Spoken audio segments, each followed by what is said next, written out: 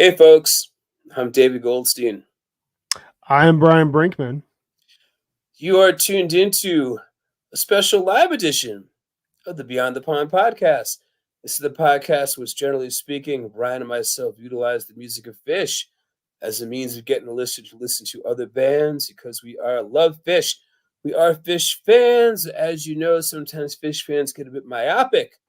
Only listen to their favorite band can tell you what outfit Fishin was wearing on what dates. Every tease, every set list nuance. But if you tell them about other bands, they kind of look at you funny. And we're always trying to do something about that. So you got your Fish, you got your other bands, which is what we do. This is what we do. This is how we make our jam band living. This is how we exist in the world. We talk about Fish. We talk a bit about other music. We talk a bit about baseball. We talk a bit about life. We talk a bit about the state of the world. We are here today in a special live episode. Maybe the new way that you will experience Beyond the Pond. Who knows? We're going to be talking today about Fish Summer 2024, share some of our thoughts, share some of our favorite jams, some of our favorite shows, give you a little bit of a Dick's preview.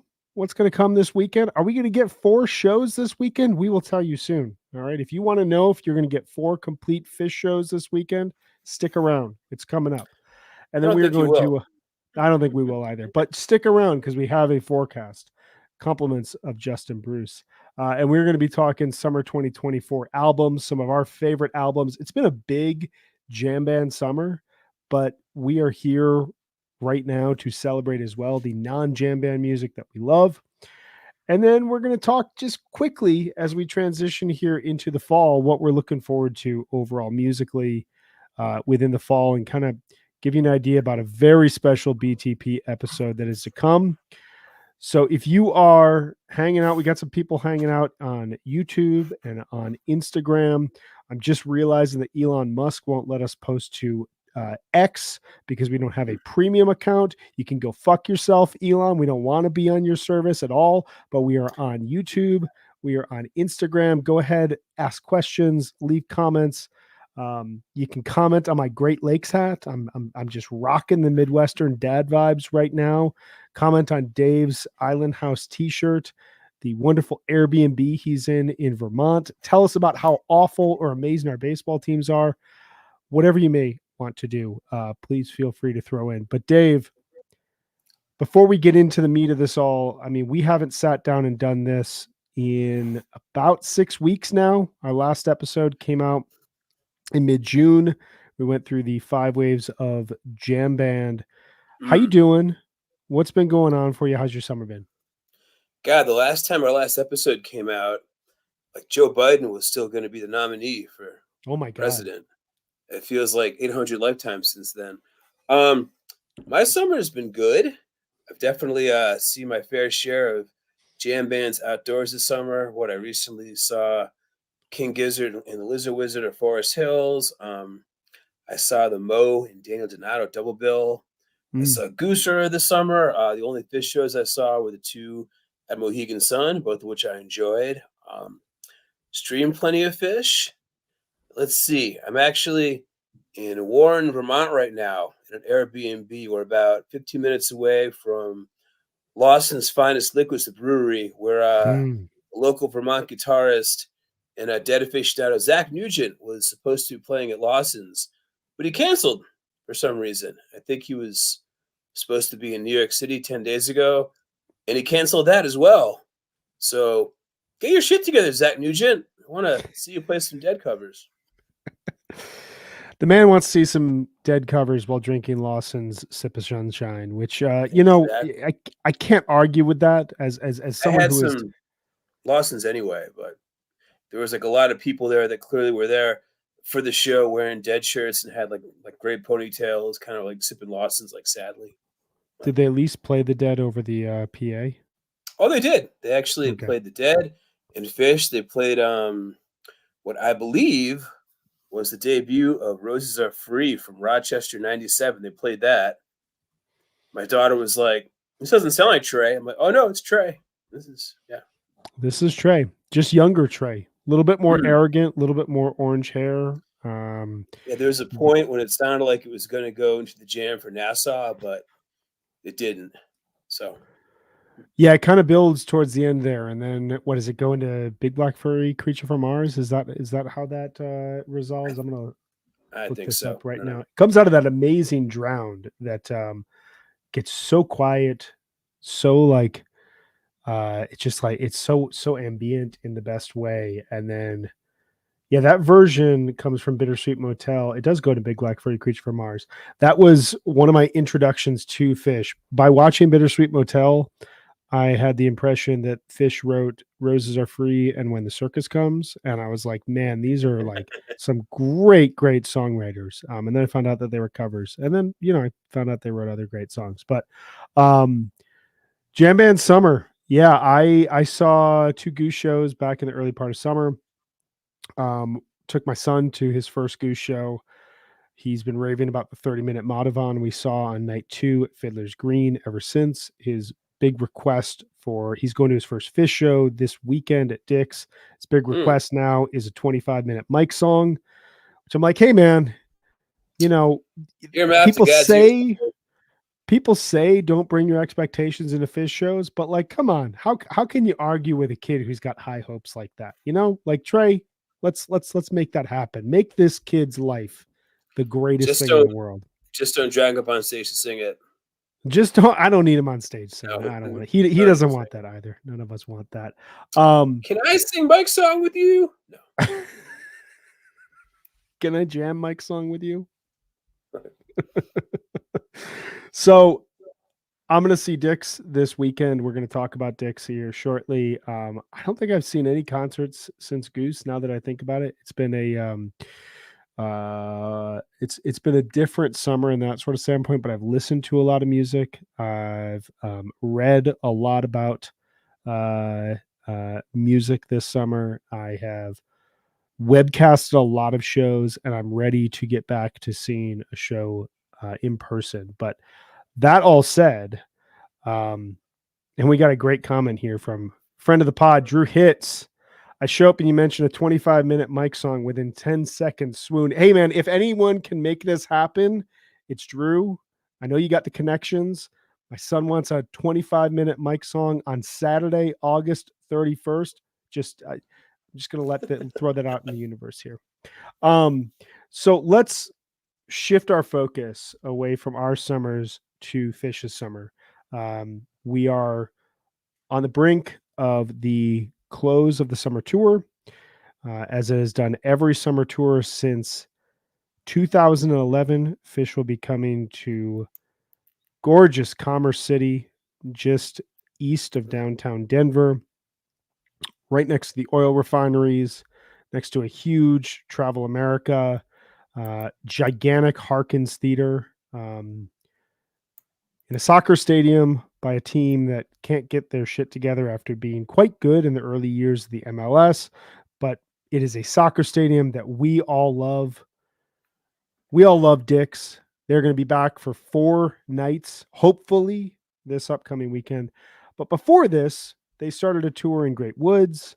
They played in Mohegan. They played Deer Creek, Alpine, St. Louis, Grand Rapids, Bethel, and then Mondegreen, I believe is. I don't think I missed anything there. Dover.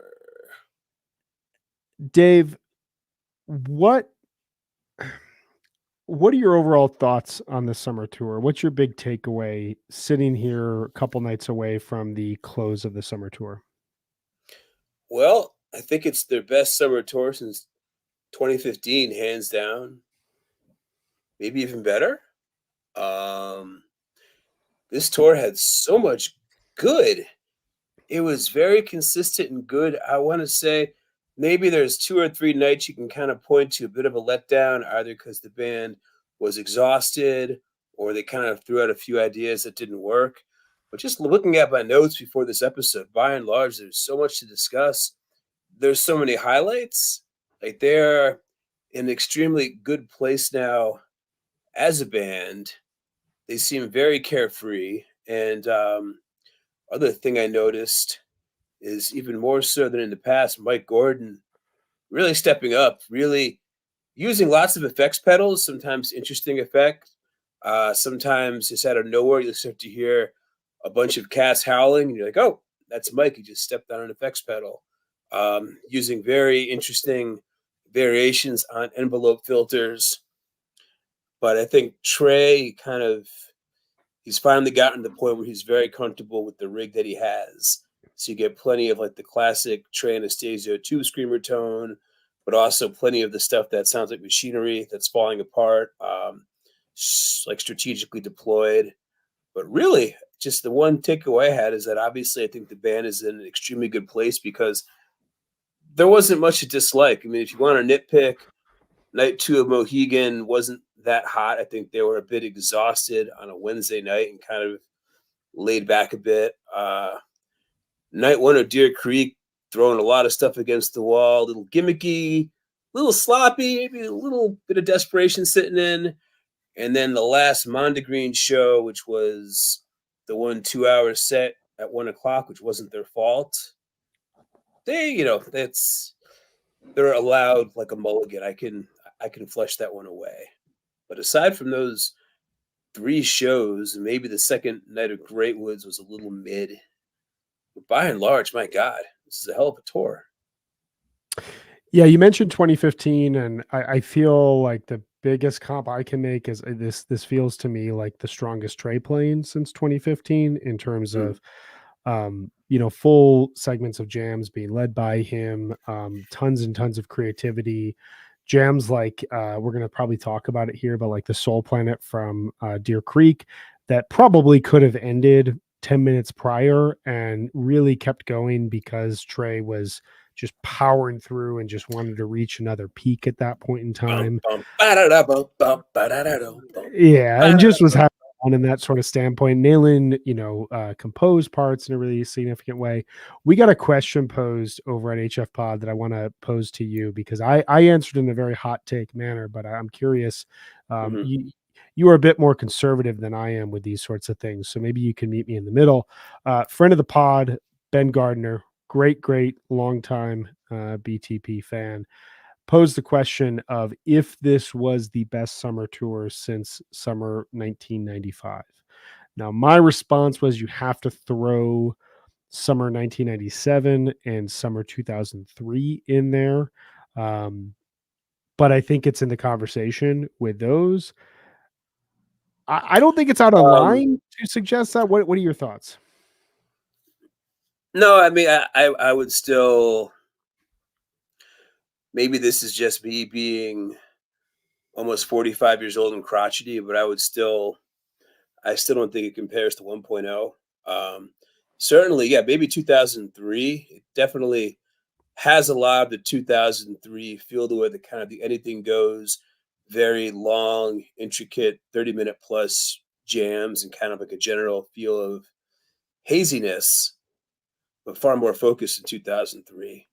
But no, I mean, I'm not going to put it up against 97, 98, or 99. Especially not. I think I love summer 98 and summer 99. So, but yeah, maybe perhaps best since 2003, maybe.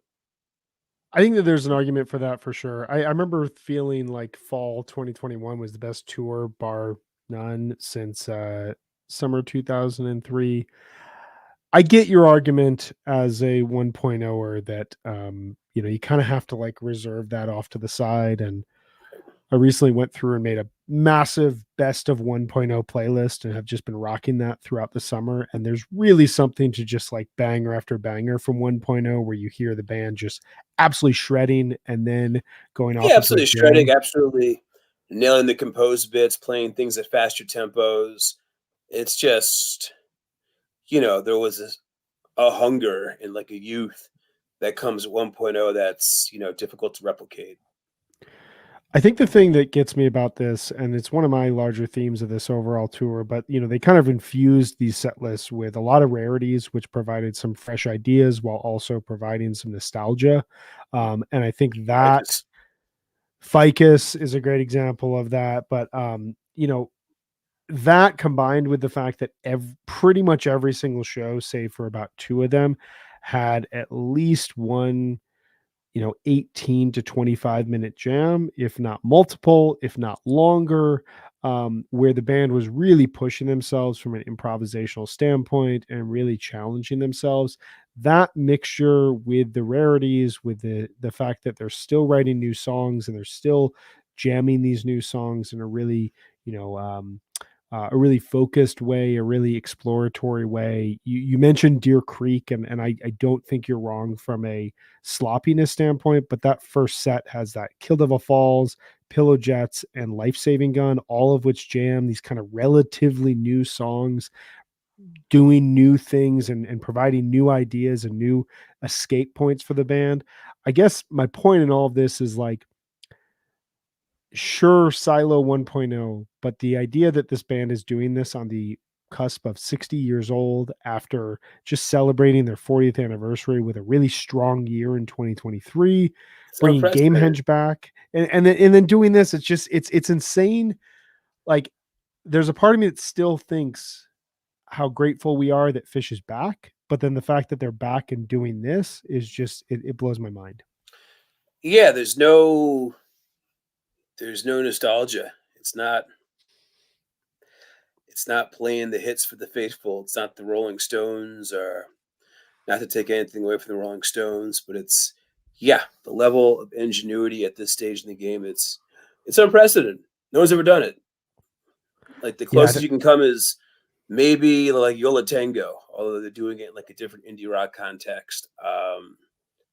Yeah, nobody who's been around for this long has been this good for this long.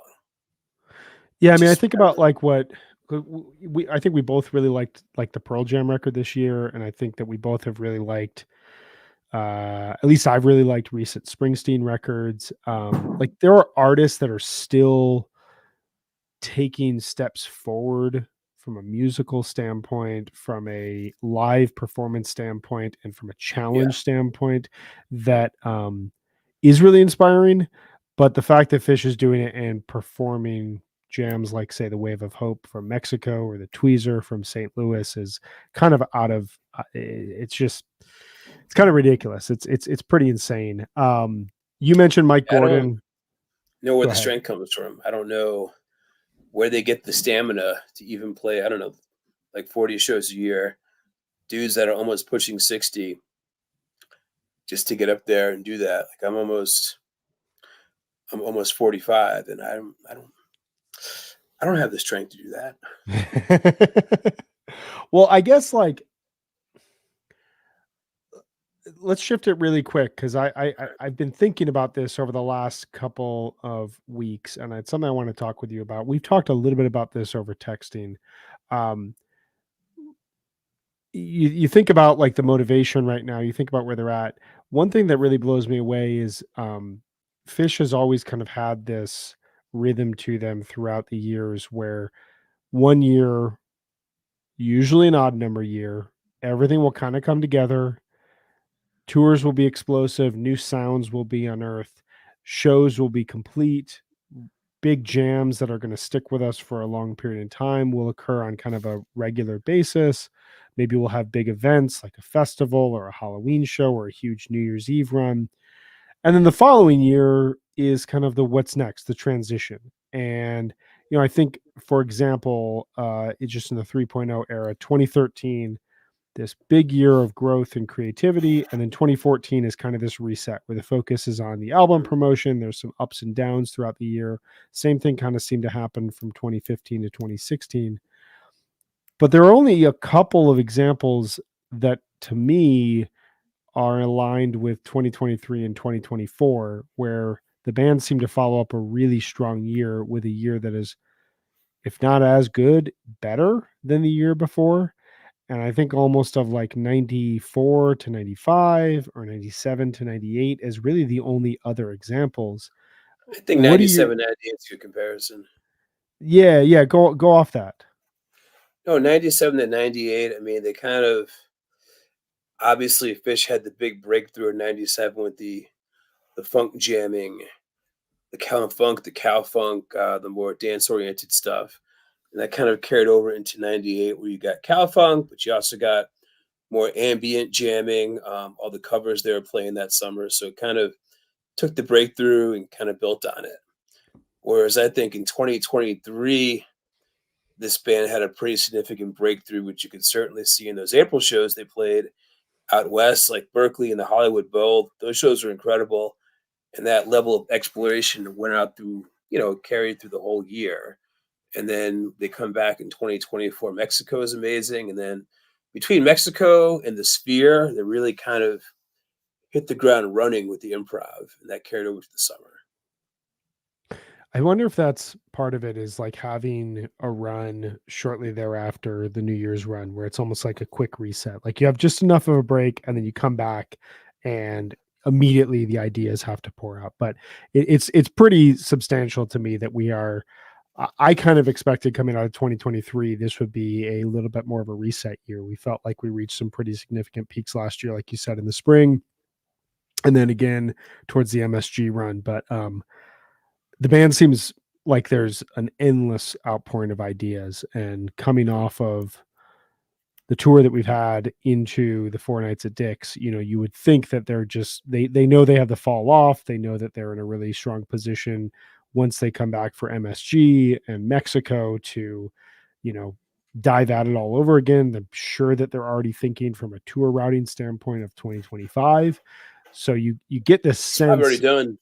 It's probably already done at this point. You get a sense that like they're going to kind of leave it all on the line here. But let's talk quickly about some of your favorite jams of summer 2024. And those of you in the audience, we've gotten some great comments here.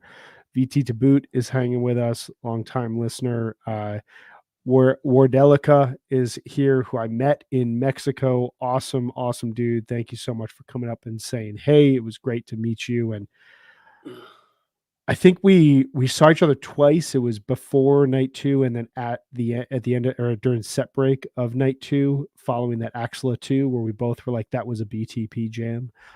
So you guys throw out some of your favorite jams of this summer. But Dave, why don't you go first? Give me 1 or 2 favorite jams that you've got from this summer, and kind of what it is about them that you keep going back to. One that I can't get enough of is the 15-minute version Carini. They played from July 23rd, 2024. I was at that show. Attendance binds my ass. That is a phenomenal jam. That is like happy B major calypso jamming. And then Trey's playing rhythm guitar. When Trey just sits back and plays rhythm, that's when you know the jam is hot. So you got the B major calypso, rhythm guitar, into the Tweezer reprise style ending. It's just, I love it when Fish plays in B major. Like Light is in B major. This Carini jam was in B major. Of course, the classic B major Mixolydian combo, Scarlet Begonias into Fire on the Mountain. That's all you need. B major is the fucking jam band key. So this Carini it was a nonstop dance party. I love that very much.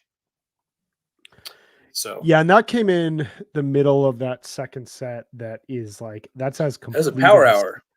Yeah, and they did that a couple times this summer, and they did it even in Mexico, and it feels like a move that the band keeps going back to. Plasma, Kill of a Falls, Carini, Ruby Waves, Piper, Mercy. Bam. Everything is right. I mean, that is, you've got the perfectly placed ballad towards the end there, but like leading up to it, it's just jam upon jam upon jam. And that Carini, it almost reminds me of the only Mercy they played in the entire. Is that the only Mercy that they played this summer? Yeah, I think it might have been. Up. Which is strange. So we've gotten what is that? 718 last year. Is that? Oh, that's Wilmington. Debuted in Wilmington. MSG. I saw one on the last night in Mexico. Sphere and Mohegan Sun, and then we haven't heard it since then. I feel like we're going to hear that this weekend. But wacky. That set, it kind of reminded me of throwing it way back to night 1 of Bill Graham 2018, where you had that really good Carini, a song I heard the ocean sing, a Mercury, just kind of like a power hour of Fish, where not the longest of jams. I think that Kill Devil Falls is probably one of the stronger jams of the overall summer. Yeah, But then that Carini following up, you get those kind of like jams upon jams upon jams. You know, like when they go deep and then they go deep again, there's just right. Well, immediate ideas. that Kill Devil Falls is like very outer space krautrock effects. Like you go kind of like hurtling through hyperspace and seeing lasers and aliens pulling up in their spaceship and saying hi. And then with the Carini, which was once they got past the composed part, was just tropical island rock and roll. And then the Ruby Waves. So yeah. I have that in my tier 3 of jams, which I've labeled as embarrassment of riches. This is when there's just too much good music, and tier 3 is actually tier 2 or tier 1 in a different tour. But Well, we yeah, just summer have so much. 2022. If you take summer 2022, that Carini is a top 5 jam. Probably, yeah. I think you're Yeah. right about that. One I keep coming back to, sticking in July, is the Mr. Completely from 731 St. Louis. So I made this statement elsewhere. I will make it again here, and I want to hear your thoughts on this. I think in my heart of hearts that 7:30 through 8:4, so the 2 St. Louis shows into the 3 Deer Creek shows, is one of the greatest weeks in Phish history all time. You got that 7:30 show with the outstanding 40-minute tweezer, but in addition to that tweezer, you get a really solid first set, big theme from the bottom jam, Big God of Jabu jam. Second set, though, I never needed you like this before. Tweezer, a 12-minute Ether Edge. Who knew that we were going to get? Is this Goat Goose? Ether Edge. Is this Goose rubbing off on Phish where we get jammed out ballads? Like, I am here for this. Into Piper, which has kind of a quasi Joker jam to it. Meet and Blaze On. I mean, it's just like a packed set. And then they come back out for the next night. First set is pretty first setty. Good stuff. Kind of fun songs on a Wednesday night. But then the second set, you get Free, Mr. Completely, If I Could, Twist, Ruby Waves, No Men's, and First Tube. That Mr. Completely, 22 minutes of just riffy, kind of shoegazy, kind of indie rock, kind of blissy Trey. Like it doesn't really have a style that they're honing on to. They never get too weird. They still hone in on the melody, and it just flows. And every time I listen to it, it's just like you just hear the band. It's like one idea conversation after another. There's no let up. There's no real like sharp transition like we heard in, say, like The Wave of Hope from Mexico. It's just the band is in endless conversation. It feels effortless. It feels at ease. And then you get a Ruby Waves 2 songs later that just, again, similar to what the Carini did, picks up on the themes that the Mr. Completely got to and just builds upon them and builds upon them and builds upon them. I just can't get enough of that. And yet, as good as that is, it might be only the second best Mr. Completely played in St. Louis in 2019. Amazing the 2019 show. Set is the St. Louis Blues set when they won the Stanley Cup. Yeah. The glorious set. Yeah, that was the return of Mr. Completely. Loving Cup went like 11 minutes. Light had a really good jam. I think it was the first About to Run, which we both got super excited about. That was a killer set. If you haven't listened back to that, Twist, man, Summer 19 had some killer versions of Twist, and that was the first one to kick it off. Yeah. So we got a comment here I just want to throw in before we go with our next picks. Good friend of the pod and one of my companions for this upcoming weekend, Mr. Justin Bruce. I feel like he's trolling me because we've talked about this endlessly over text, but I'm going to read it anyway just to honor him because he is going to be providing the forecast later in the episode for Dick's this weekend. Not the best jam, but the end of the 720 Great Woods, No Man and No Man's Land is some of the weirdest 6 minutes of jamming all summer. That's great. There's got to be an asterisk. There's got to just be a slight asterisk because Trey has like 85 effects going and then decides to close all of them in a 10-second period of time to get to Monsters. But Justin's right. I remember listening. I had one earpiece in. I was reading my daughter a bedtime story We're really big into the book Pinkalicious right now, about a little girl that eats too many pink cupcakes and then has to eat her veggies to turn back. She turns pink and she has to eat her veggies to get back to normal. We're reading that. It's very long. And then as I'm reading through it and as I'm listening, I'm like, oh my God, this is like the most psychedelic, weird music played thus far this summer. Wait, what's happening? Why is it stopping? Why are we going into a ballad? But I digress. It's some great, great stuff. I told you this yesterday, 2 days ago, is that the Alchemist Brewery in Stowe, and I see a guy with an Anastasio Fishman 24 shirt. Of course, I got to talk to him. So he said the only shows he saw with Greatwoods, and his highlight of those Greatwood shows was when they went from that Mr. No Man into Monsters, because he said, man, that really got dark and it got deep. I wanted to say, all right, that's an opinion. It did get dark. Agree. That song is dark, and that was a show. Woke up from my bed with monsters in my head. I've been to a couple runs where that type of stuff has been my big takeaway. So, maybe that's just what it was. But yeah, great ending segment to the No Man's. What else do you got? What else do you want to highlight? Next one I have is one theme of summer 2024. I think kind of more recently Fish 4.0 in general is that when my friend ends, it doesn't end. It can I think they started to get pretty wacky with the post Mife stuff in 2023, and they really had some big my friends this summer. My favorite is probably the one from Alpine Valley in the first set, July 26, 2024. You just talk about jams that play themselves. That one plays itself. That reminded me kind of the effortlessness and bounciness of the 1999 jam from Powder Night at the Baker's Dozen, which is always my go-to example for shit that plays itself. It's just first set, I think like 17 minutes, bouncy, uplifting, huge, sustained at the end, totally earned. Just like effortless, earned jam. Not a top 10 jam, but there's so many good ones. I kind of wanted to highlight some of like the more darker horses you may have missed. And that one is worth going back to. It really is. And the fact that it happens midway through the first set is all the more remarkable. A first set that was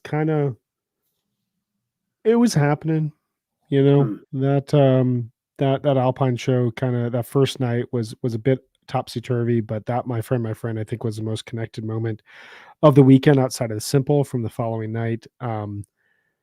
Good friend of the pod, HF Pod host RJB claims that is his favorite jam of the summer, where he hears the most new ideas. I'm right there with you. It's where you hear the band, similar to what I was talking about with the Mr. Completely. It's just like effortless communication, and you got a lot of these jams.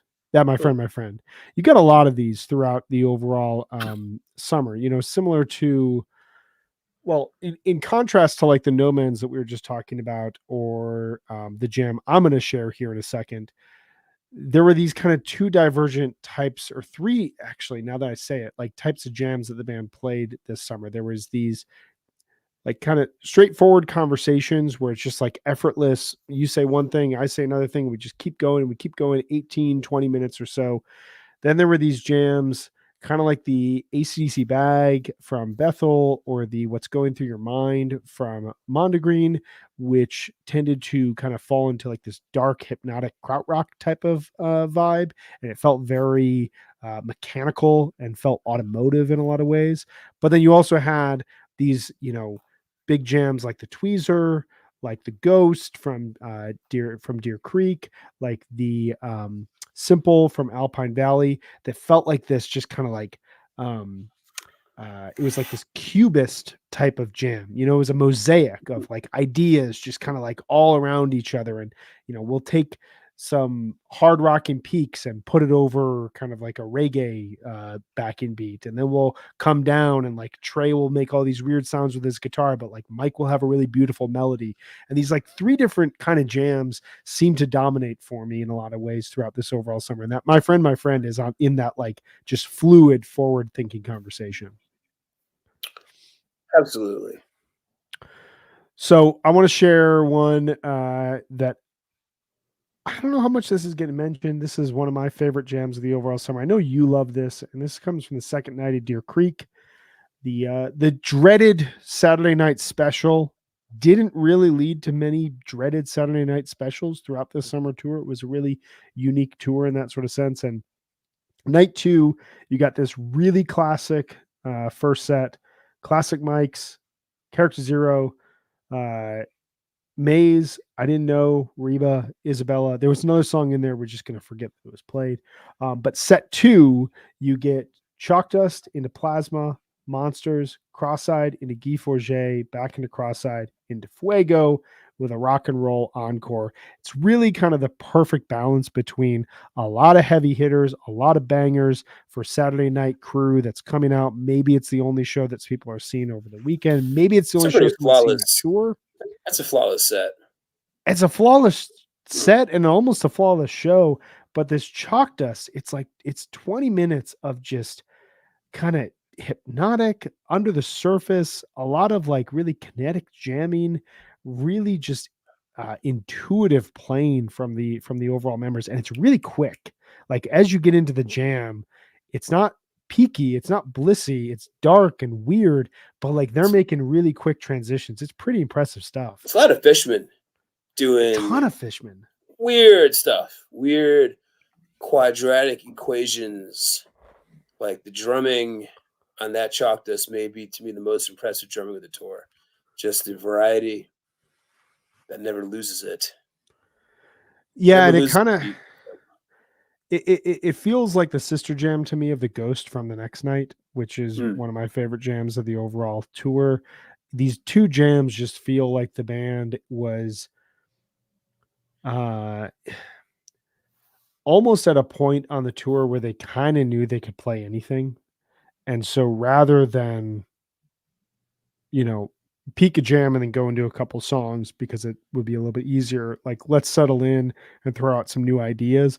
And both jams have moments where they could definitely stop and be resolved, and they keep going and they keep figuring out what's around the next corner. And just really creative. I think the Deer Creek run is, outside of Mexico, the best run that's been played thus far this overall year.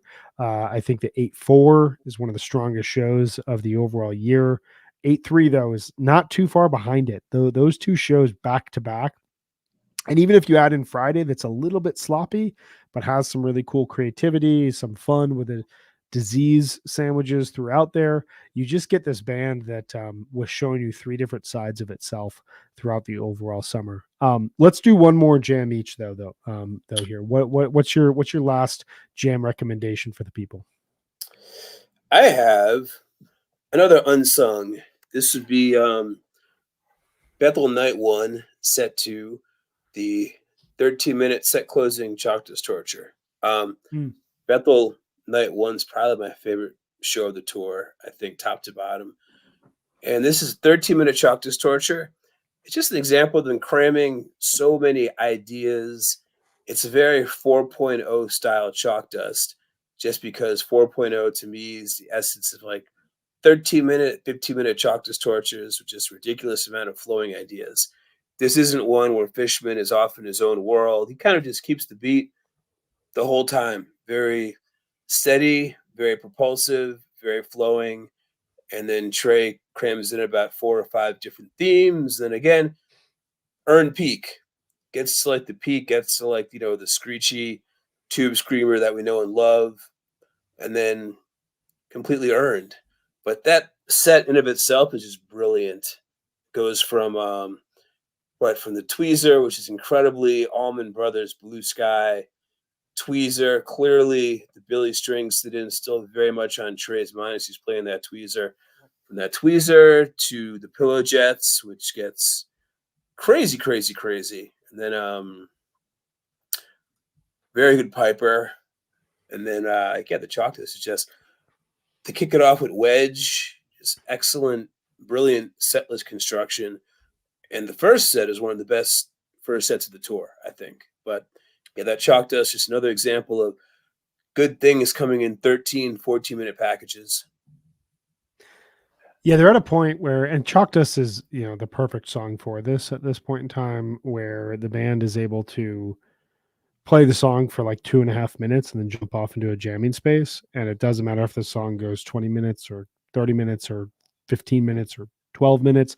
Or at Mondegreen, we got a 9-minute version that was just filled with ideas. That's an incredible Chalk Dust. And you're absolutely right. Like that segment of the tweezer to Pillow Jets to tweezer to Piper to tweezer, it just gets to Madness Fish. And it really is odd to me that 2 years on from playing one of the most Madness Fish jams and Fish sets ever in that Bethel Night 2 set 2 from 2022 with the Set Your Soul Free, the twist. There was a Carini in there, I want to say. There was a wild encore before they said, all right, we're going to Hartford. That was a twist where, right, it's got the cross-eyed quotes at the end of it. Yeah, there's cross-eyed in that set as well. There's a huge Caspian. I was high-fiving strangers during that. Right. It's one of those. You kind of return to that space in that Pillow Jets. Like there's a moment where that Pillow Jets could resolve itself, and Trey just throws another effect on and plays the riff he's found a little bit faster and just builds it up. And I remember watching the webcast, the LED lights were just like spinning like fucking crazy. And I was like, Pillow Jets, what is going on? I tried listening to that in the car, but my wife couldn't take it. She's like, you got to turn this off. I'm like, why? She's like, I'm not listening to this. I said, okay. It's a great one. It's a really great one. The last one I'm going to recommend, which I'm just noticing, God bless the folks at fish.net. And Drew Hits, if you're still here, God bless you all. I'm tempted to do an on-air donation as a follow-up to my request earlier for a 25-minute mic song. But they have renamed the Secret Set Jam the Woodlands Jam, which I feel like I've had some slight part to do with this. I have texted everyone in sight who has a link to the people to get things done that this is not an ambient jam. This is the Woodlands Jam. This is my big highlight. Shout out to friend of the pod, Sam Timberg, who there's not a day that's gone by since August 16th where he's texted me and asked if it's perhaps the greatest jam that Fish has ever played. It is a full vibe, hour-long Fish jam with the visuals that complemented the Sphere, and you get some acoustic. Shout out Moment Factory.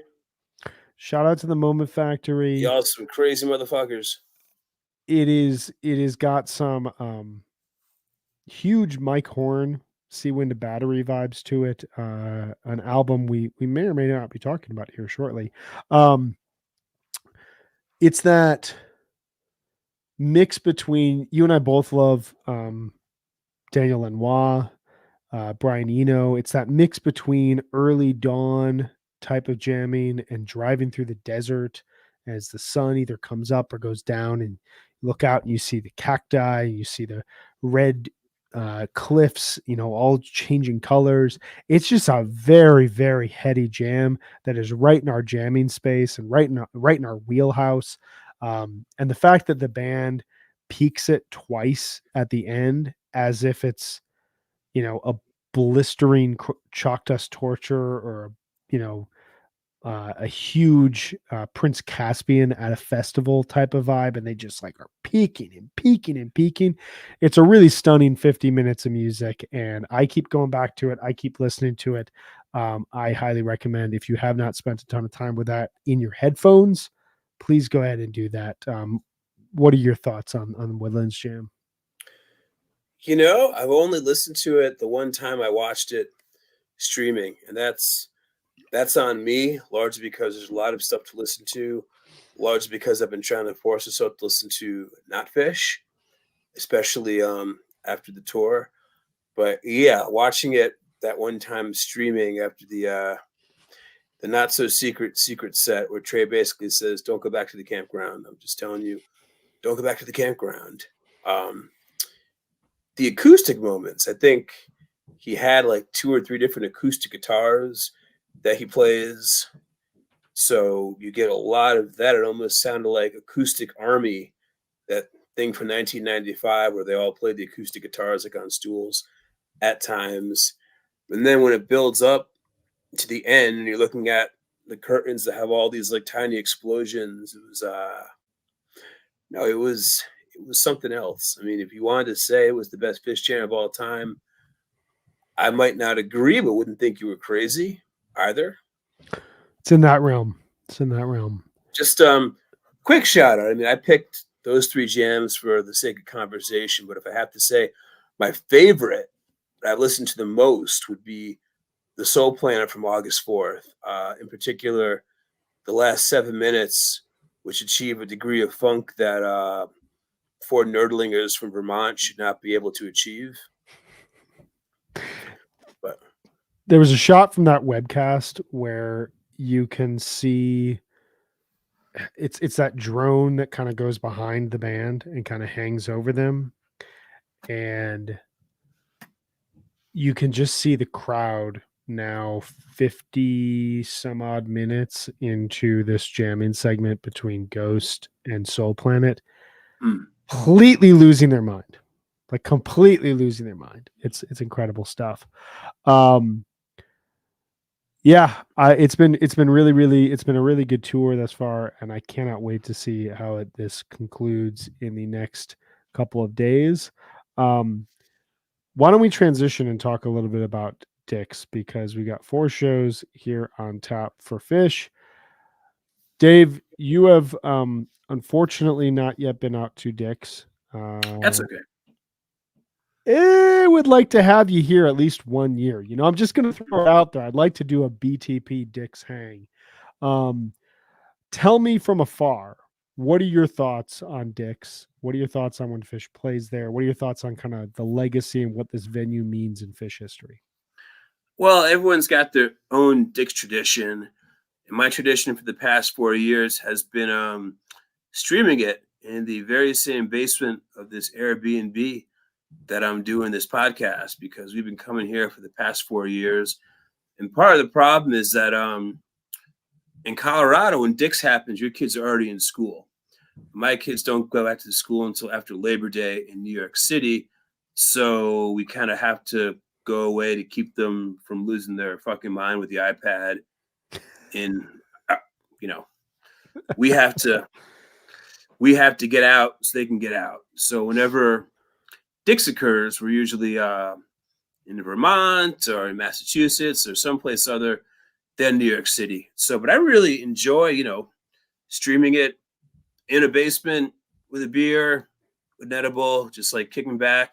I mean, usually because they're on so late now here in the East Coast, I just get to watch the first set. Maybe I'll watch the start of set 2. But at this age, if I don't get to bed a reasonable hour, there's no good like restful sleep. But Dick's it's a tradition. Phish loves their traditions. It's kind of like the MSG of like the West Coast for Colorado. I don't know if it has to be 4 shows. I was pretty happy that everyone was pretty content when there were 3 shows, especially given the past few Dick's. The Sunday night's kind of a letdown because the band's kind of exhausted. But I understand why they play 4 shows. It's more big demand, more money, more shows. If they can do it and they're healthy, great. But I think sometimes it's too much of a good thing. At least with MSG, Trey can sleep in his own bed at night. So that's just takes a subway to the gig, a little different. But like I said, everyone makes their own traditions, and hope maybe I'll get out there someday. Then doing so would deprive my children of their father on this lovely New England trip. So I don't want to take away your New England trip. I'm not here to take away your New England trip. I just, there's something about the way the sound bounces around that room when it's great. Whew. You mentioned, the MSG of kind of the West Coast, and it started to feel that way. If you think about, that's now 15 years, take away the 2020 pandemic year, or no, 13 years since they started back in 2011. If you go back to 2011, it's roughly a similar amount of time to when they started playing MSG. It just it's embedded in the annual calendar of Phish. It feels like that transition to fall where you get kind of the big peaks of summer, you get the big moments, and the sound kind of hints at where the band was at just a couple weeks prior when they were on a full tour. But then you also get this kind of slight preview of where they may be going. And so you get this interesting, you could listen to a Dick's jam and hear what the band sounded like in July in some cases, but although slightly altered, and then what they might sound like at MSG, although not fully realized in that sort of standpoint. So plus from a seasonal standpoint, my absolute favorite thing. I'm getting a little bit of a choppiness in my earphones and your vocals. All right. Can you hear me now? Still a little bit choppy. I'm going to turn the volume down just a little bit. But ultimately you get this, there we go.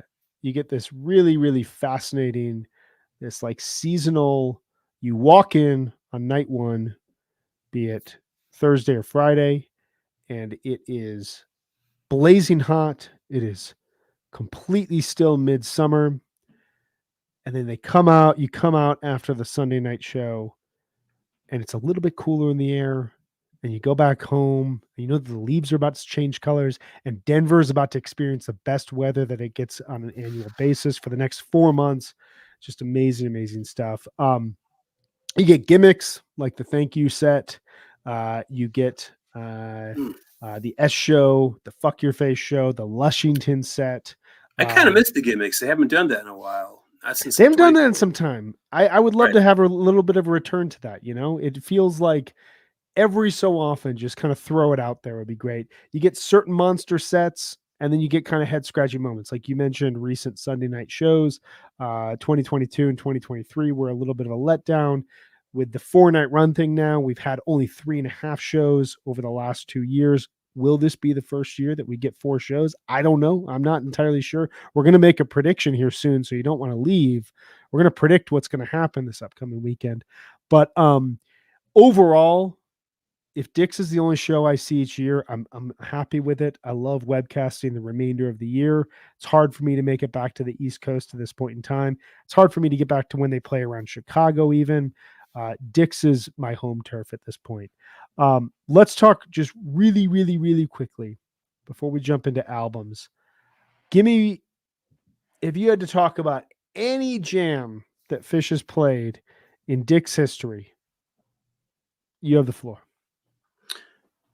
Okay, from night 1 of 2016, No Man in No Man's Land. Second song, 17-minute driving down the Autobahn, just like Odyssey. Summer 2016 was not very good.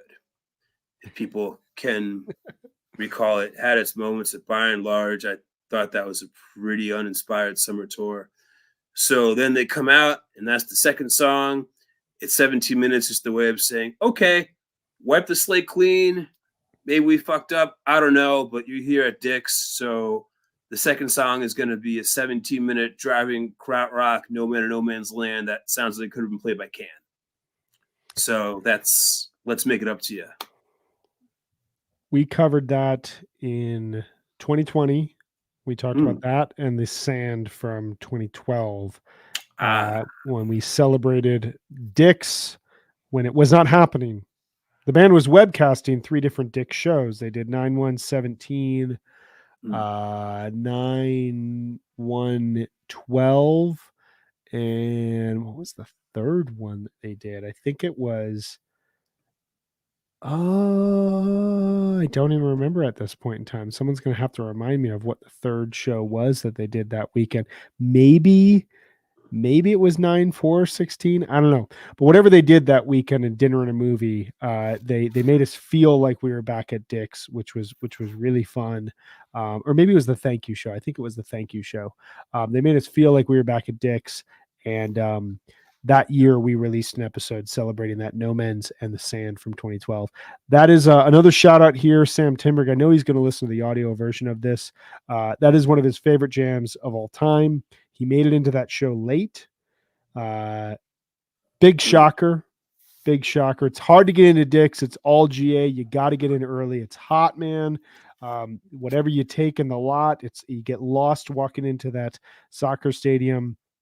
But Sam was able to get in as they were playing No Men and No Men's, and says it's one of the top 3 to 5 best jams he's ever seen the band played. So there's hot take number 2 from Mr. Timberg. Can't wait to see him here in a couple of days. I was supposed to be at that Dick's. That was the last Dick's that I missed. And I remember streaming that from home, and they open with Ghost, and then they go to No Men's. And right as they go to No Men's, my almost year-old son at that point in time started crying. So I went in to check on him. Took him a bit to get him back in his crib, fall asleep, came out. They were playing Breath and Burning. I asked my wife how No Men's was, and all she said was fucking awesome. And I was like, oh, cool. All right, I'm going to throw something out that I know you're not thinking of. Although I texted you about it earlier, so maybe you are. But this is a jam I listened to for the first time in I don't know how long, and it rules. And that is the September 5th, 2021 Set Your Soul Free. Kicks off the second set. Excellent Dick show. I think it's a pretty underrated show at this point in time. I think that people don't talk about it as much as they would if there wasn't so much other great fish that came after Dick's in fall 2021. But this show has a McGrupp, which was played for the first time in 100 shows. It's got a really good sand. It's got the first Type 2 Sigma Oasis. I know that a lot of people aren't like super thrilled about this, but I was. Return of All of These Dreams. Nice little Reba. Great bathtub gin. The second set, though, you got Set Your Soul Free, Lonely Trip, Simple into Catapult into Simple, Meat Stick, Ruby Waves, Bliss, Billy Breeze. Most events aren't planned in Harry Hood. It's a very I remember that show. Okay. It's packed, even though there's a ton of songs in the second set. Fun, kind of gimmicky, but good gimmicky. Yeah, like the Simple Catapult is like super wild alien dance party. But the Set Your Soul Free, man, if you haven't listened to that in some time, go back. It is 19-ish minutes. Ends with like 4 or 5 minutes of that just rich Jedi synth pedal tray from summer 2021. And every time you're like, oh, this is just a taste. No, he just builds upon it and builds upon it. At some point, it's like layers of sound. Really, really blew me away. I've listened to it a couple of times in the last couple of days because, there's so much good music and so much good fish out there that sometimes a good jam just kind of goes in one ear and you move on with your life, and then you return to it years later. You're like, oh my God, why haven't I listened to this every day of my life? So want to throw that out. Outstanding jam.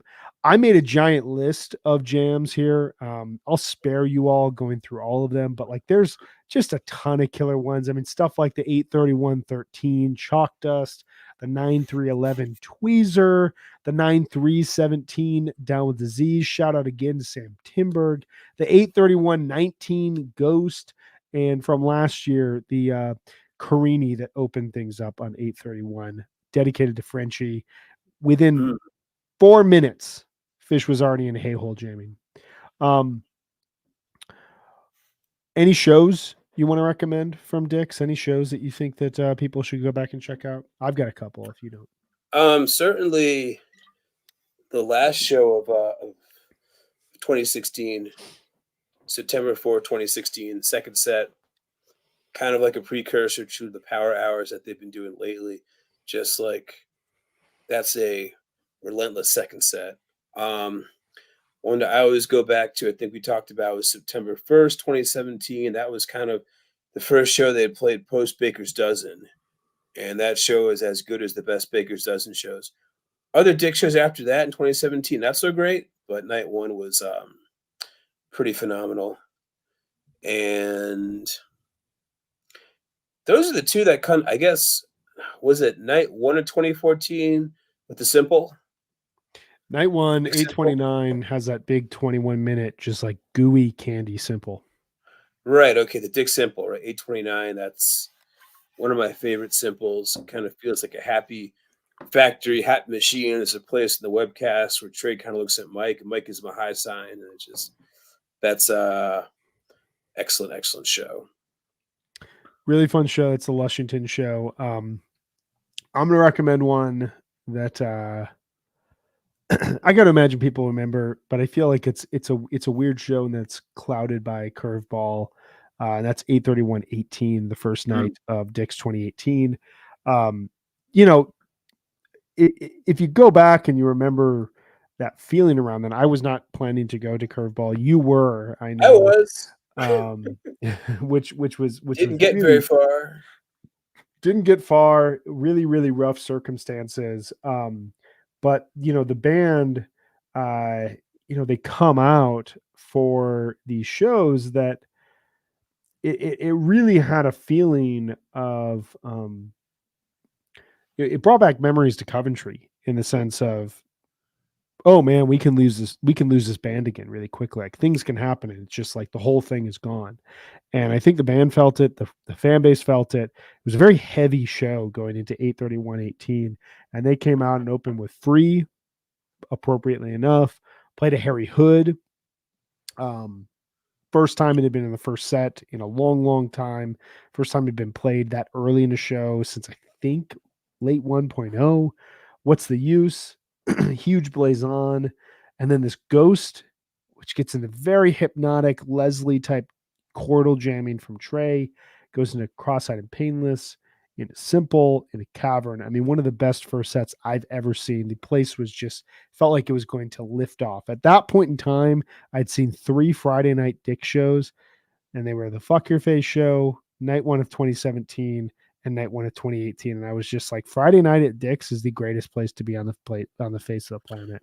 Yeah, that show has a light in the second set where it just sounds like Trey is he's excising demons. He just is playing as high up on the neck as he can possibly play these loud, sustained notes, just saying, "Away with you, curveball demons! Away!" It's just not even. It's not like a melodic light jam. It's just Trey just going. It's that and It's the great. Carini. They slaying Yeah, the curveball demon. So yeah. The Creed's a little 8/31/18. shrill. Right. Yeah, really, really good stuff. Yeah, I'm excited for it. So let's before we talk of our favorite albums, last thing we'll do here from a Fish standpoint. Is there anything you want to hear this weekend? If you had a voice to Trey right now to say, hey, this is what we would love to get this weekend. What do you got? I want a 30-minute life-saving gun. Yeah. I want a mucil laceration, a percussion rinse. Give me 30 minutes because I felt like that song still to me, the definitive version is probably from the Sphere. Um, Yes. I'm a little surprised they didn't play it at all at Mondegreen. You That got to may have imagine been they were maybe, going to play it on Sunday. yeah, that's probably what happened. But there needs to be, that's the big song on that big record. They've printed at least 2 hats with lyrics from that song. You can get a hat that says Musa Laceration. Yeah, give me a 30-minute life saving gun. Don't get so tired that you mail in night 4. I mean, if you want to play Bowie for 30 minutes, I won't mind, but that's not realistic anymore to ask that. But I think you can play life saving gun for 30 minutes. Come on.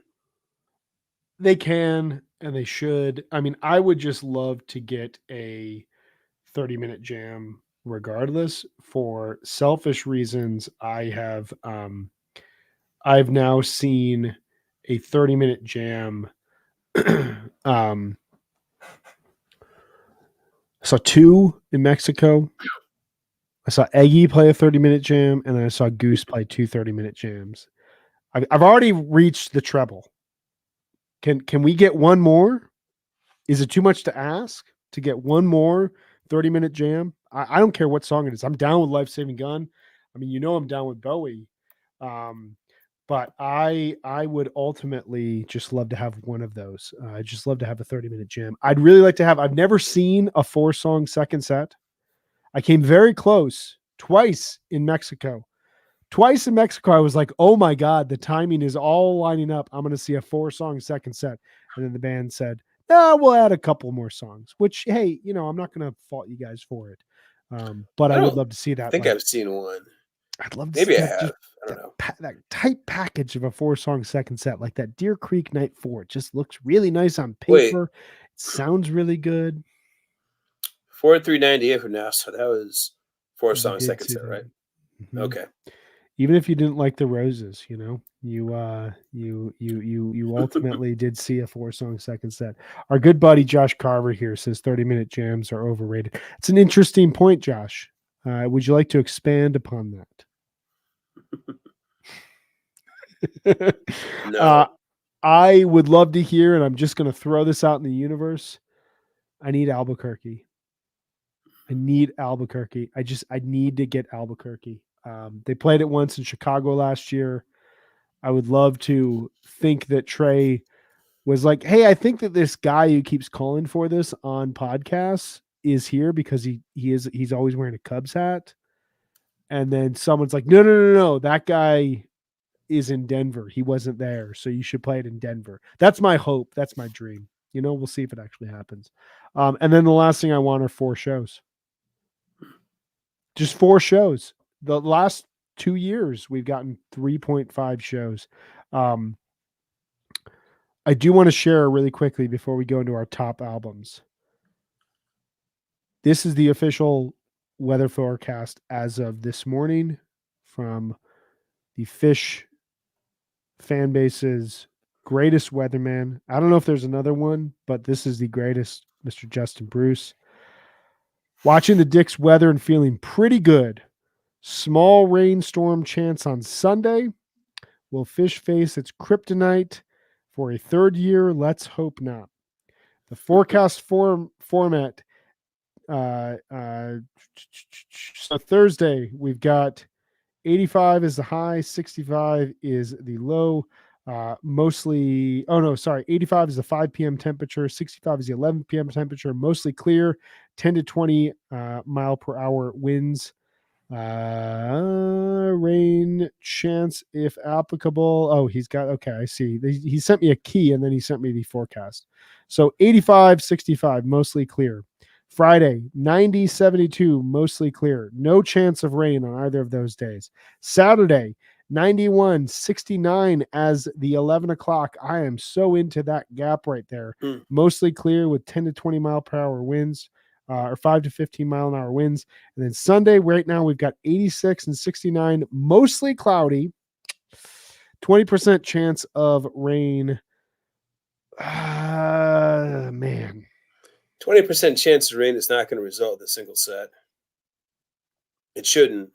I hope so. The only thing I'm going to say is my son last week had both soccer and baseball on back-to-back days, rained out at 6 p.m. because of just impending out of nowhere storms coming from the southwest. I'm nervous. I'm bringing my son to his first show. I get my 100th show. I don't want to get rained on these nights. I want to just see fish. I just want to for 4 days forget about climate change and just see fish. So my prediction though is we're getting 3.5 shows. That's my prediction. Okay. I just hope it's not over under 3.5 shows. I'm preparing for 3.5. All right, let's talk here really quick or expand for a little bit. We both came to the table with 5 albums that we have enjoyed that came out this summer. Why this summer? Well, man, there's been a ton of great music this year. I've got like a giant list of like 100 albums that I've loved this year. We're going to share that all in our year-end episode that will come out in December when we count down our top albums of the year. But for right now, let's just peek into what we're listening to when we're not listening to Fish or Goose or catching up on the Pigeons, Frasco, Dogs in the Pile tour. I know you've been checking on that. I know you have. What do you got when you are ripping yourself away from the jam band circus and saying, I got to listen to new music? Probably the album I've listened to most this summer is from a band called Silverada. They used to be called Mike and the Moon Pies. They put out like 5 records as Mike and the Moon Pies, and they were kind of like Austin honky tonk band, but excellent live band, one of the best live country bands. And they got to a point where they're men in like I think their late 30s and early 40s, and they didn't want to be called the Moon Pies anymore. So like, let's call ourselves Silverado. And the result, music with a little more atmosphere, a little more grit, kind of a little more sonic expansion with Silverado they couldn't do when they were called Moon Pies. So it's still Austin, Texas honky tonk twang with a little more southern rock influence. Uh, gorgeous pedal steel. Lead singer, songwriter Mike, I think it's like Kiermeyer or Niermeyer or something or other. Writes all the lyrics, writes all the songs, has a great twang. Just excellent country rock, southern rock, Americana. They say Americana is a myth. Basically, Americana is a catch-all for good country music as opposed to the pop country. So Silverado, check it out. Next, I have a band. The album came out last week. The band is called Gift, all capital letters, GIFT. Album is called Illuminator. This hits me in the dancey, ravey, shoegaze part of my brain. A little bit of 80s, a little bit of Echo and the Bunnymen. Basically, if you like dancey, ravey, shoegaze music, which I do, you will like this album very much. Excellent propulsion, excellent production. Everything is brisk and catchy and kind of reminiscent of the last two Slow Dive records. Like if you like the song Star Road by Slow Dive, the recent song Kisses by Slow Dive, that's very much where Gift pulled bark off a similar tree. Three more. One by the female singer-songwriter Cassandra Jenkins. Her latest album, My Light, My Destroyer. She just does stuff that other singer-songwriters don't do. She gets the best beats, the best atmosphere, the best lyrics, the best.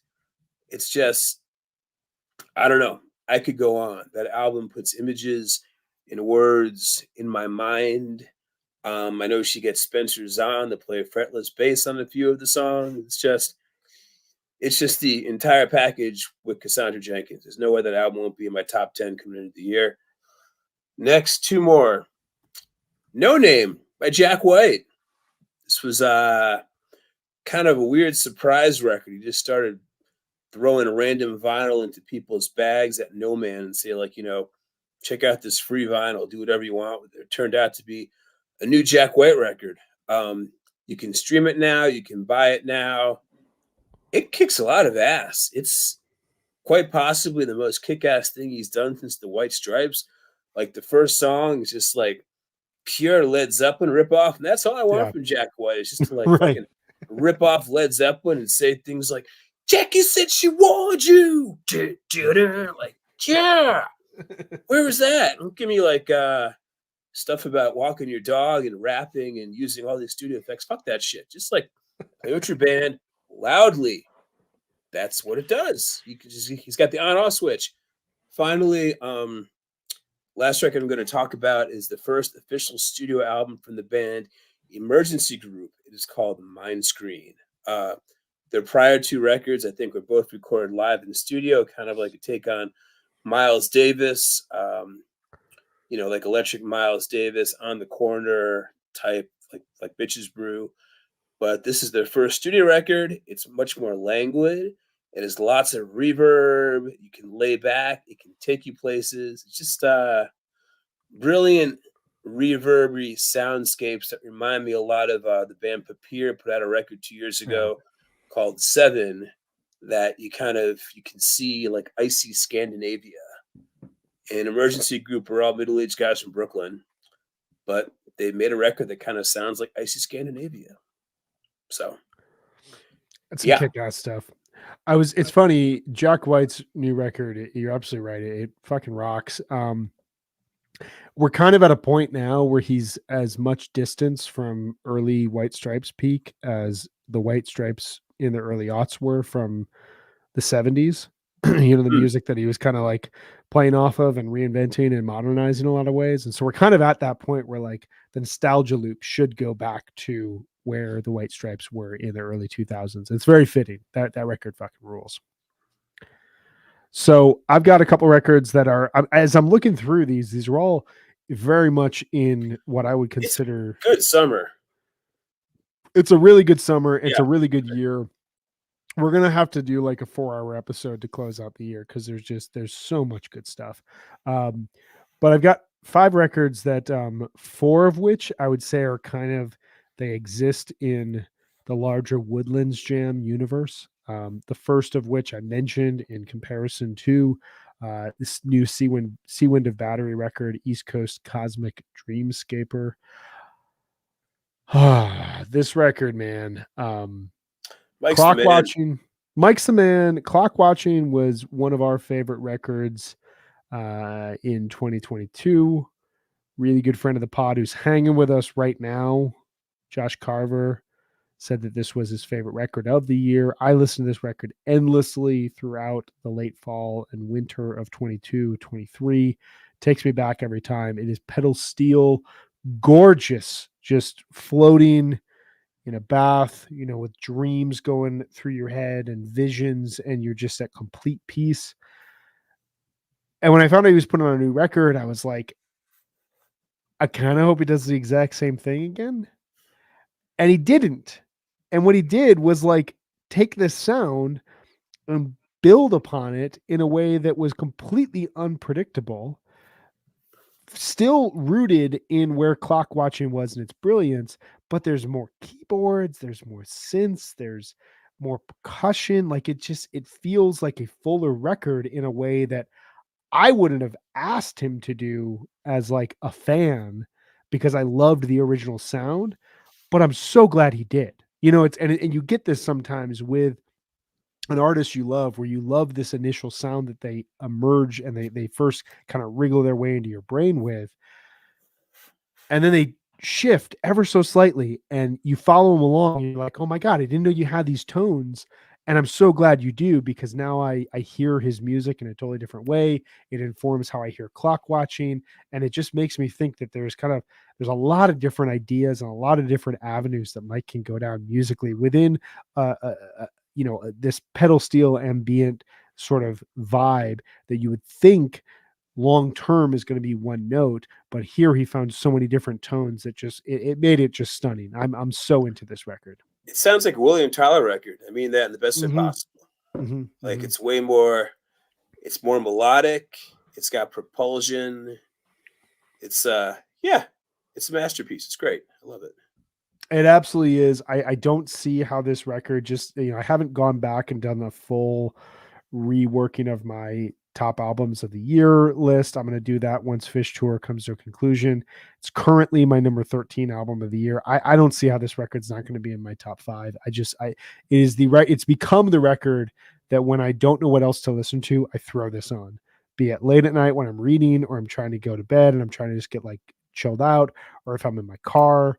My wife and I took a nice drive up into the mountains about a week ago, and I threw this record on, and it was just like the perfect melodic space. So, Sea Wind of Battery, East Coast Cosmic Dreamscaper. Definitely check that out. My next one, Johnny Blue Skies, Sturgill Simpson's. This is definitely not his Chris Haynes record. This is his his Gnome de Rock, Passage du Désir. I don't know. I can't speak French. It's an incredible country record.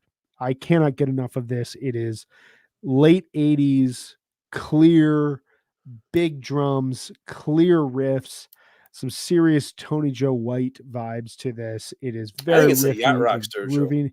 It's got yacht rock elements to it as well. I love this. I listened to this I got one of those Blackstone flat tops for Father's Day this year, and I've been making a lot of omelets and a lot of shredded hash browns and cooking a lot of sausages and a lot of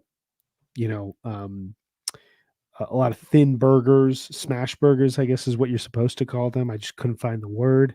And this is the record I throw on when I'm out at the griddle. This is griddle music for me, and this weekend we got friends staying with us. I'm going to be making breakfast out on the flat top. I know I'm going to be listening to some Johnny Blue Skies. So I cannot recommend it enough. Another record that jumped into my top 15, my tier 1 without question. Awesome stuff. Yeah, that album is like Sturgill Simpson kind of finally went like Jack White. He kind of went ahead and made a record that he knew his fans would enjoy. Right. It's just it's candy for the listener. Yeah. All right, next one is another record that there's a theme here. These are our Miso Laceration albums. This is SML, small, medium, large. I threw this record on a Sunday when I had to take a long drive to do a few things, and I needed something to listen to. I didn't want to listen to an audiobook. I didn't have any podcasts in the queue, and I was like, you know what? I keep hearing about this record from Josh and Dave. I'm going to throw it on. Holy fuck. Sonic, wild, weird, explosive, mind-melting jazz, crazy, just aggressive stuff. I cannot recommend this enough. I need to go back and re-listen to it a little bit more once we get off a Fish tour, but I wanted to throw this out for anyone who hasn't listened to it. I feel like, have they played this at pre-show for Fish, or was this I think they have. I know. I feel like you heard this in the wild once. Maybe I'm wrong. Maybe like Mohegan. I don't know. But no, I hadn't heard it at the time Mohegan, so I don't know. Okay. Regardless, Mohegan was they played Waxahachie and Meters at Mohegan. Right? They kept playing Waxahachie throughout the summer. Great record. Yeah. But SML, small, medium, large, kick ass record. Listen to this on a Sunday morning. I've listened to it a few times since then, and it just blows your brain apart. Similar vibes. Zachary Cale, next year's Ghost. I think we might have talked about this in the last BTP episode, but whatever. I feel like it's worth revisiting. We were big fans of Zachary Cale's Fall Spring back in 2020. That is, to me, that is one of the defining records of 2020. He had a follow up in 2022 that I really enjoyed. The name is escaping me right now, but Skywriting. Skywriting, thank you. Right. Next year's Ghost is much more piano heavy, much more keyboard driven. It feels pretty experimental for him.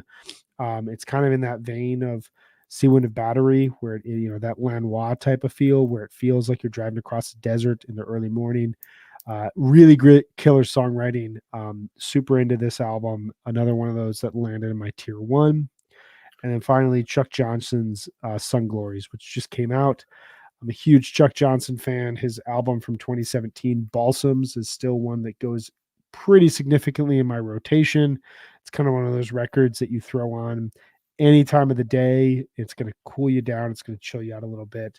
Sun Glories is a bit more keyboard driven. It's got Ryan Jewell on it on drums. Could use maybe a little bit more dynamics on the drums, but just because I love hearing Ryan, but the drums really add something unique to Chuck's overall approach. His approach to this pedal steel, some of my favorite music I've ever heard anyone make. We did a great live stream with them back in 2020, back with him. That really just like set me at ease during the pandemic.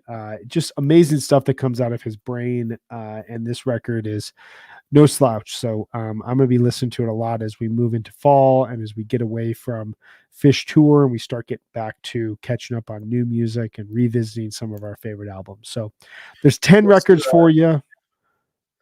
Just to really follow up on that Zachary Cale record. Yes. That was actually a show I saw indoors this summer, back on June 25th. At a tiny bar on Avenue C in the East Village called, I think, the Francis Kite Club.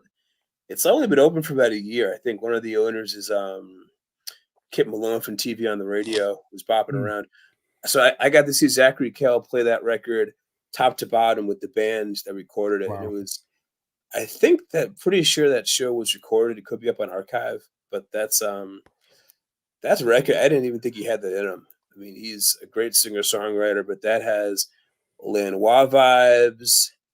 It's a lot of piano, a lot of keyboard. There's like a pedal steel solo in the third song in that record that's just takes you places, man. That's a phenomenal album. I probably would have talked about that if I knew that Brian already wasn't going to. So Great stuff. Definitely check that out. He's in a band called Vague Plot, which is on Island House Records. That first album came out a few months ago. Some excellent instrumentals, really cool ambient and dubby stuff.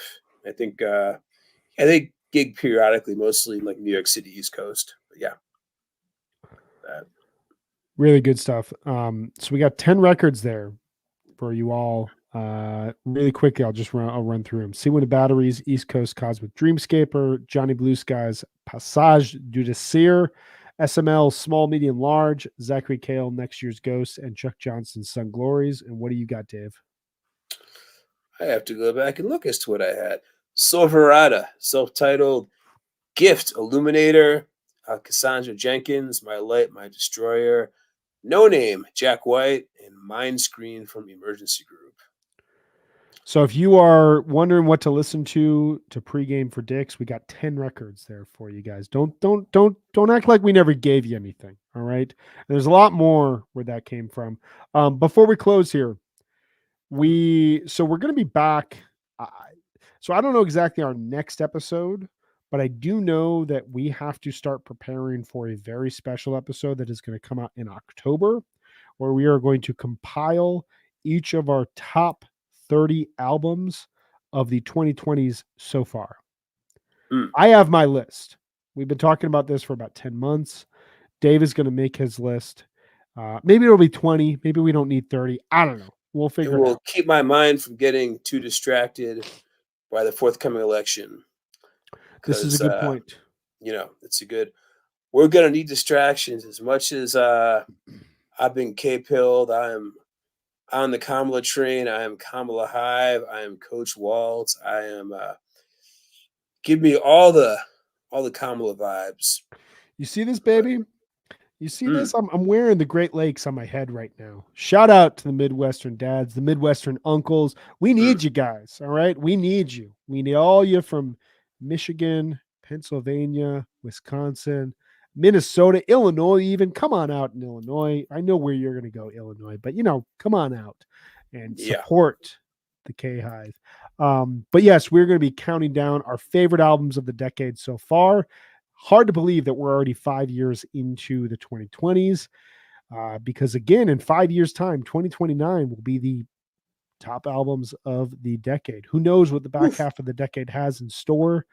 At this point in the 2010s, we had Deer Hunters, Halcyon Digest, Vampire Weekends, Modern Vampires of the City. We had the War on Drugs, Lost in the Dream. Please drink out there if you are listening.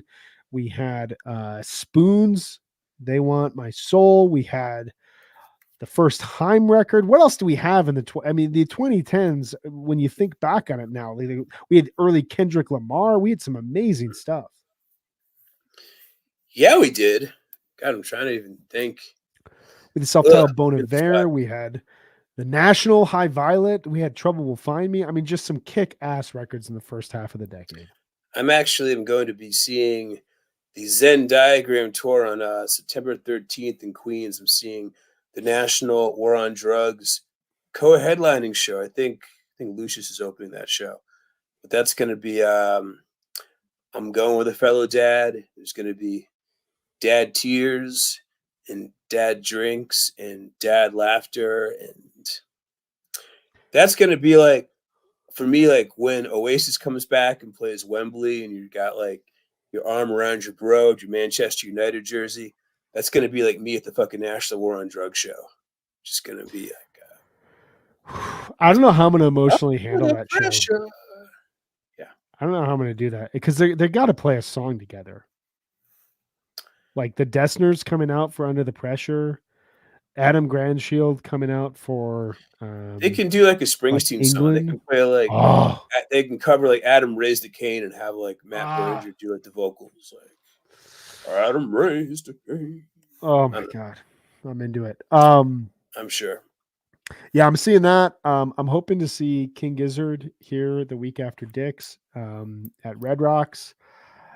Friend of the pod, Justin Bruce, is coming up to the Denver area to do a mini Eggy tour. We're going to see a couple Eggy shows. And then I'm hoping that good movies will come back in the fall. Mm. It's been a very dry year for movies. I saw Twisters and I saw The Bike Riders this summer, and both were great, and both made me wonder, why are these kind of one-on-ones right now? Why can't we have multiple blockbuster movies about middle America that feels like it could save the country? Why can't we have multiple movies about biker gangs in the 1960s? Like, why do we just need one of these? What the fuck?